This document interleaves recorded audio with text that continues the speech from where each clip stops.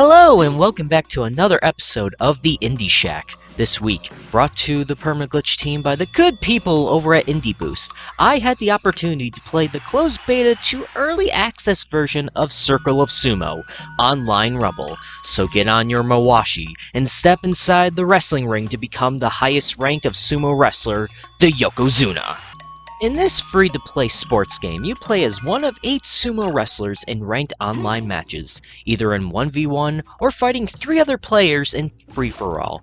The ranking system works as a timed experience that occurs frequently, so losing your spot on the list can happen easily, as well as rising in the ranks.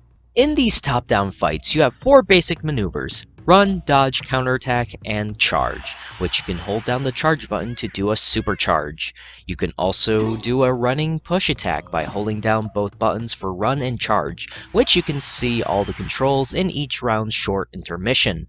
I'm not used to the game's mouse and keyboard controls, but I'm glad that the game fully supports controllers, making my matches much easier. Even though each match is short, like a minute or 2 tops, there is a lot to consider when playing this game. Players can use these moves efficiently, especially those that continuously spam the charge attack button every time. You can run away or counter these moves, but that's only if you're playing 1v1. Even though I couldn't get footage for the free-for-all fights due to developers Yonder and Strelka Games working on bugs, I can tell you that free-for-all can be chaotically fun, with players ganging up on each other desperate to win. Not only do you have to fight the other players, but the game's 5 locations are another thing to consider. While the traditional dohyo and island are simply pushing players off the ring, the other 3 locations are a different story.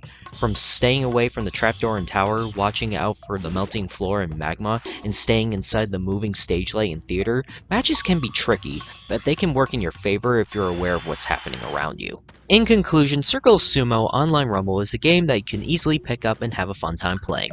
Some issues I had were free-for-all wasn't around most of my matches, and that you can pass through the walls and tower half the time, either giving you an easy win or a terrible loss. However, it's good to know that developers are working on the game and listening to any feedback in order to make it the best game possible when it's fully released. The game is available now for cross-platform play on Steam, Microsoft Windows, and Mac OS.